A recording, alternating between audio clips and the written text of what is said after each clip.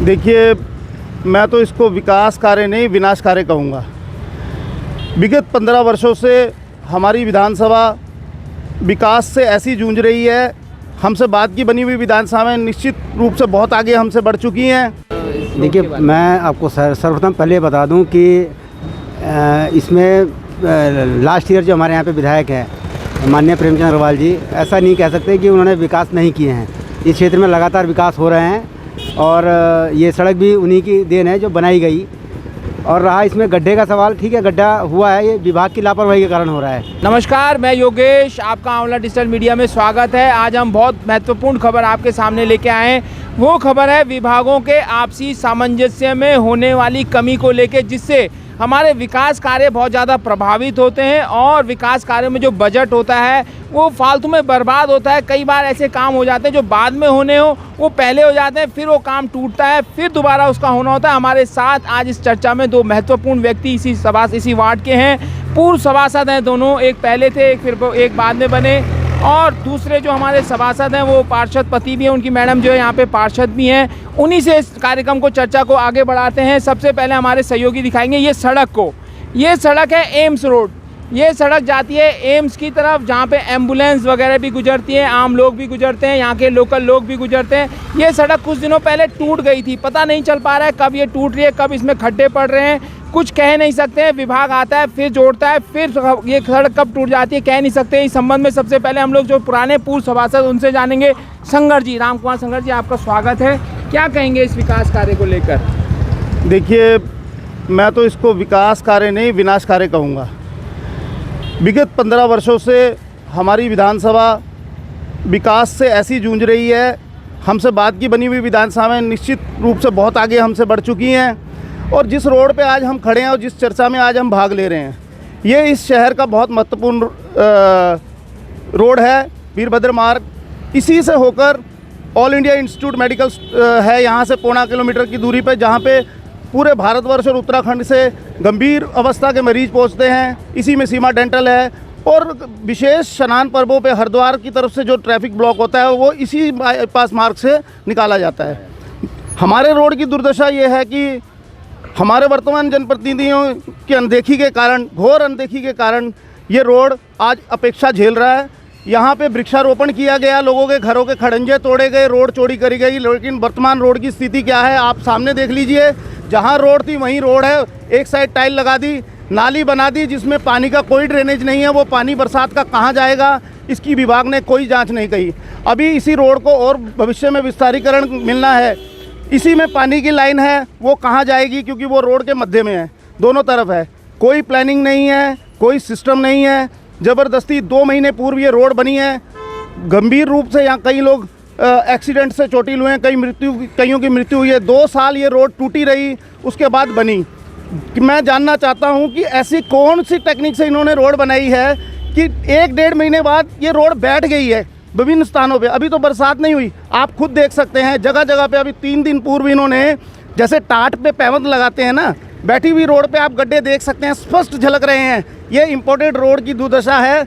और ये सब जनप्रतिनिधि और विभाग के बीच जो सामंजस्य नहीं बन पाता, जो सक्षम, मैं उन जनप्रतिनिधियों की बात नहीं कर रहा जिनकी इस लेवल पे कोई वो हो, जैसे पार्षद हमारे साथी हैं, इनका इतना बड़ा रोल नहीं होता। जो उच्च पदों पे आसीन हैं, जिनको इन पॉलिसियों को देखना चाहिए, मॉनिटरिंग करनी चाहिए, वो दिन में 10 बार इस रोडों से निकलते हैं, लेकिन आज तक इस रोड की दुर्दशा और भविष्य के लिए उन्होंने कोई कार्य नहीं किया। हमारे साथ इस समय जो है हमारे जो पूर्व सभासद अशोक पासवान जी है, वर्तमान में जो हमारी मैडम है पार्षद महोदय ज्योति पासवान, उनके पति हैं। उनसे भी जानेंगे सड़क के बारे में। आपका क्या कहना है हमारे देखिए, मैं आपको सर्वप्रथम पहले बता दूं कि इसमें लास्ट ईयर जो हमारे यहाँ पे विधायक हैं माननीय प्रेमचंद अग्रवाल जी, ऐसा नहीं कह सकते कि उन्होंने विकास नहीं किए हैं। इस क्षेत्र में लगातार विकास हो रहे हैं और ये सड़क भी उन्हीं की देन है जो बनाई गई। और रहा इसमें गड्ढे का सवाल, ठीक है, गड्ढा हुआ है, ये विभाग की लापरवाही के कारण हो रहा है। विभाग अगर उस वक्त अपने पैमानों पे सही तरीके से शायद ये सड़क बना दो, शायद ऐसी स्थिति ना होती। संगर जी ने एक बात सही कही कि नाले का इसके ड्रेनेज नहीं है। वो हम लगातार विभाग को कह रहे थे कि भैया आप नाले के आपके ड्रेनेज नहीं है, आप नाले को सही कर दो, लेकिन उस वक्त कोई ध्यान नहीं दिया गया विभाग की तरफ से। और महोदय एक और बात है कि ये सड़क जो है पहले जो है निर्मल गंगा ने तोड़ी, फिर कई महीनों तक ये खुद ही पड़ी रही, फिर पीडब्ल्यूडी आया। इस बारे में जो आपसी सामंजस्य उससे पहले ये बन भी गई थी, मतलब ये 6 महीने पहले बनी, फिर टूटी, फिर बनी है। इस पे क्या आपसी सामंजस्य क्यों नहीं हो पा रहा है विभागों का? ये विभागों का सामंजस्य नहीं, अब मैं विभागों को सिर्फ सीधे लापरवाही ठहराता हूँ कि अभी आपसे मेरी पूर्व में बात हुई थी कि इस पर और शंकर जी ने इस बात को सही बोला कि इसकी जो लाइनें हैं, जो पानी की लाइनें हैं, वो ऑलरेडी दबा दी गई हैं, सीवर की लाइनें दबा दी गई हैं। अब आने वाले भविष्य में जब भी कोई दिक्कत आएगी, पानी की लाइन के सप्लाई जब चालू की जाएगी या कहीं बंद हो जाएगी, तो उसको खोदना पड़ेगा सड़क को, और खोदने के लिए विभाग परमिशन नहीं देगा। उस वक्त क्या होगा, लोग परेशान होंगे, ज़्यादा नहीं बहुत ज़्यादा परेशान होंगे। यही दिक्कत इसमें अब गैस की पाइपलाइन बिछने वाली है, इसके लिए फिर किनारा लोगों का तोड़ा जाएगा, और जो लोगों ने अपने आगे सही कराया उसको फिर तोड़ा जाएगा। ये शायद सरासर विभागों की आपसी सामंजस्य न होने के कारण हो रहा है। ये इसका समाधान कैसे हो सभासद? इसका समाधान ये हो कि सारे विभाग को एक साथ बैठ के इस पर पहले चर्चा कर लेनी चाहिए, और अगर एक साथ सारे विभाग मिलकर काम करें, हम शुरू से इस बात को करें, अगर विभाग एक साथ मिलकर काम करें तो शायद पब्लिक का लाखों करोड़ रुपया बचाया जा सकता है।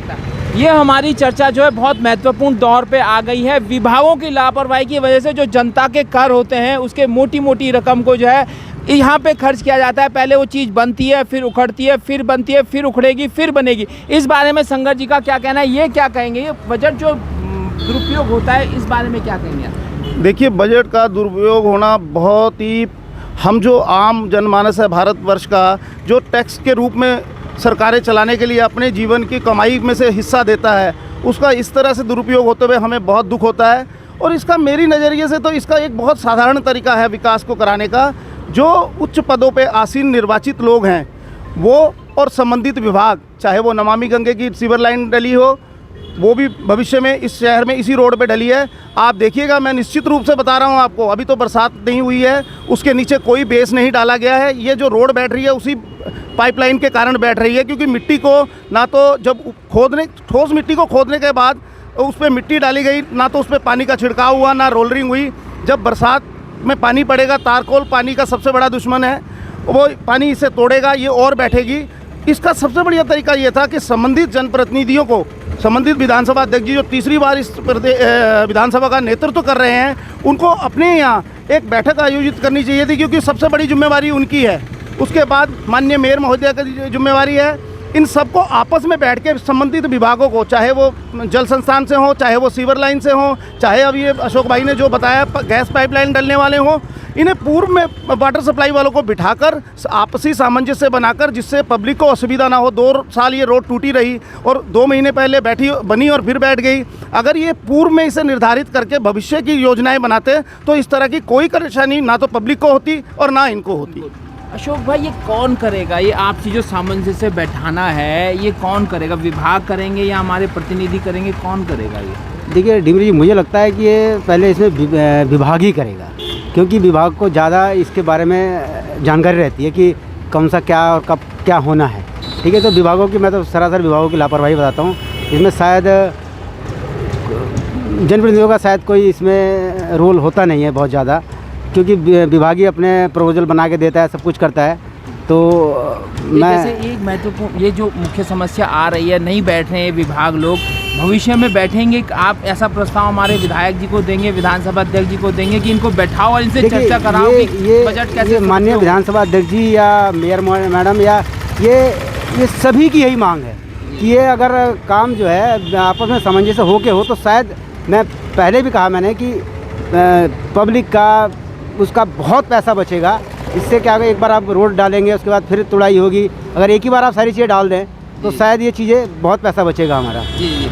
ये हमारे साथ दोनों पूर्व सभासद थे, भाजपा में अच्छा खासा कद रखते हैं ये लोग बाग, और इनका भी मानना है कि जो बजट का सदुपयोग है वो तभी हो सकता है जब हम सब विभागों को एक साथ बैठाकर जो है उसका क्रियान्वयन जो तरीके से कराएं। एक बार खुदवा दें, उसमें ही सिविल लाइन डाल दें, उसमें पाइपलाइन बिछा दें तरीके से, फिर जो गैस लाइन भी बिछनी है वो बिछा दें, उसके बाद सड़क को बनाएं, जिससे हर बार सड़क खुदे ना, उस पर बजट ना लगे। लेकिन विभाग जो है इस तरीके की चीज़ें नहीं करता है। जनप्रतिनिधियों को कहीं ना कहीं आगे आना पड़ेगा। मैं अपने सहयोगी दीपक के साथ योगेश, आमला डिजिटल मीडिया, तीर्थनगरी ऋषिकेश, देवभूमि उत्तराखंड। धन्यवाद।